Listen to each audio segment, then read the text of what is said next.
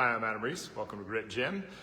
And if you're interested in working with us, go ahead and click the link below. But this is some of the things to expect after 50 and what you can get ahead of. So like your body is going to change, and what are you going to need to be prepared for that you can get ahead of with natural means. So from an endocrine standpoint, your hormones are going to change. From a joint standpoint, your body is not going to recover as quickly as it did before.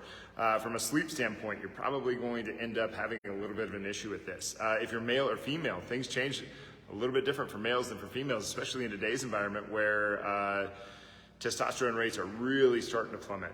If you're watching this later, please go ahead and write in the comments section, write #TeamReplay. And if you're watching this live, go ahead and just reach out and ask me a question. But Grit primarily works with people over 50. That's not to say that there aren't some people in their 20s and 30s and 40s in here. It's just the majority of the people in here are over 50. Whenever I pull the average age range, it's somewhere like 54, 55, 56, something like that.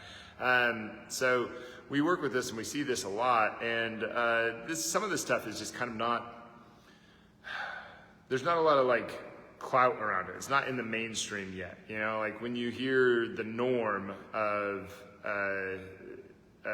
and you think, okay, well, I'm okay because I'm in the normal ranges. That's not necessarily a good thing.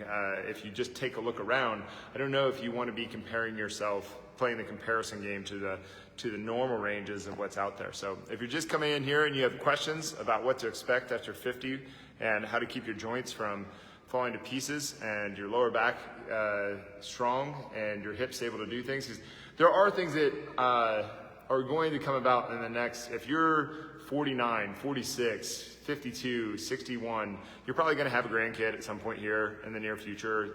You're going to have a joint that is going to not quite work the way that it used to. You won't just be able to take a few rest days and it all just get better. So what can you do? I'm just blabbering on and on a little bit, letting people come in here a little before I actually go into it. But so from some of this stuff is just kind of like, you have to just sit back and think, what would I have done different 20 years ago to get ahead of where I am today? And that will tell you a lot about what your habitual kind of shortcomings might have been that you can take advantage of now. So if 20 years ago you didn't lift and you're thinking, okay, well, I didn't lift back then, I could have eaten better, I could have gone to bed on time, I probably should have sat back and smelled the roses and laughed a little bit. Well, you probably should do that today. So that's the first thing. Just make a list. Make a list of all the things that you would have done different 20 years ago, and then start doing those things. But just because you said, oh, okay, well, I'd have lifted and gotten ahead of my strength training. Well, we need to look at that and analyze that a bit further, because not all strength training is necessarily made the same. So you don't want to, I see a lot of this where you're sacrificing the joint in order to, get in better shape. And you can only do that so long before the joint just says, I'm done with this, and it creates so much pain that it sets you down. Another thing that's going to change is, that we need to analyze. So from that, I did not finish that thought, my bad. So we would need to do the assessment. And the assessment, you can get one of those by clicking down below. It's completely free. We're not going to hard sell you or anything like that. We just want to help. But you click on that button, you enter out your information. We're going to give you a call. We'll have you out here. We'll do a full-blown health history, and then we'll sit down and we'll do the assessment, and we'll be able to tell you a little bit about what your program should look like. And if you don't sign up, obviously we want you to sign up here, duh.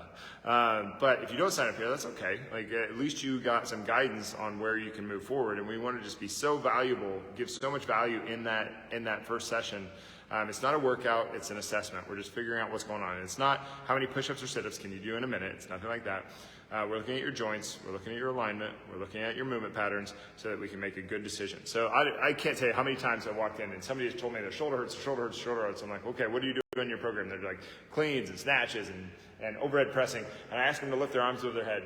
And they can't, if you can't do this without leaning back, then you probably shouldn't be doing those exercises. And they go, and they lean back. So they can't only get their arms to there and they wonder why their shoulder hurts. So that's a very simple one. I'm being oversimplistic there. Obviously it's quite a bit more complicated, but that is just one thing. So we want to make sure that the joint is healthy before we're adding resistance to that. And until then, we want to try to get a different, we want to look at the means of how we're getting to where we want to go. Okay. Another thing that's going to change after 50 is your metabolism is not going to respond to the food the way that it did when you were 19. As much as that sucks, it's just the reality. And you are going to have much less affinity to things that are actually going to keep muscle and keep strength the way that you want. So when you're younger, carbohydrates are almost necessary to fuel the recovery and the processes that are going on. When you're older, you don't have that same affinity. You don't have that same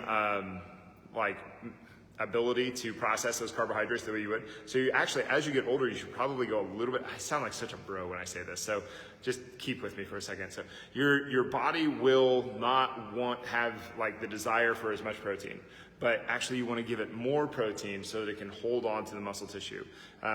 One thing that you want to keep as much of is that muscle tissue, just because it's muscle tissue. It's a healthier means of tissue. It's actually useful. Although muscle doesn't actually mean that you're stronger, it's the tensile strength that actually makes you stronger.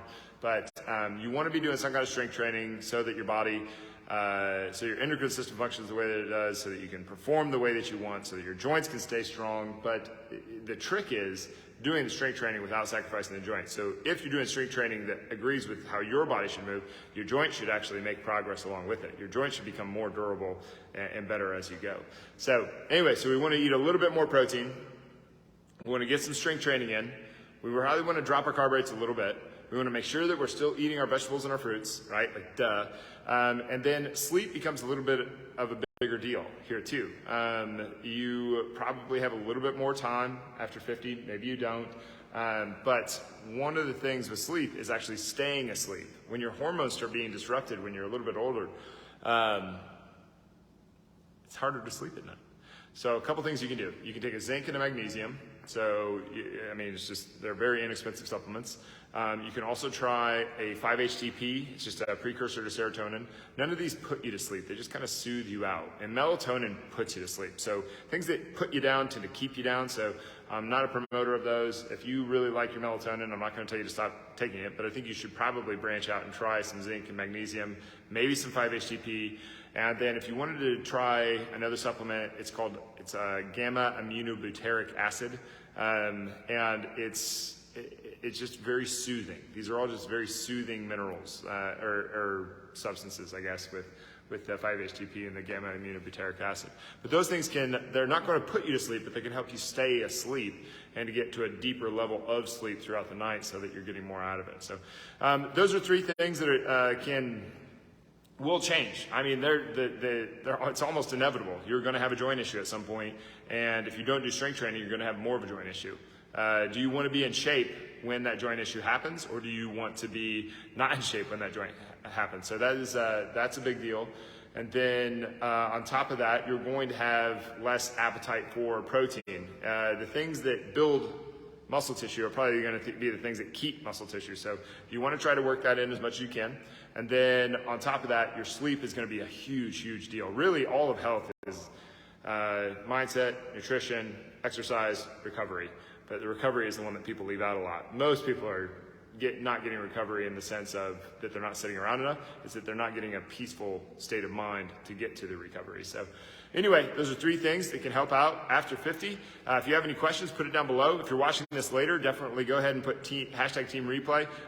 Always like getting questions on here. Anytime that we do, I will definitely do one of these lives or a video to address it. I know that this one was a little bit all over the place, but I don't get to take second takes on live. So anyway, hope this helped, and come into Grit Gym, and we'll do as best we can to help out. There's a link down below.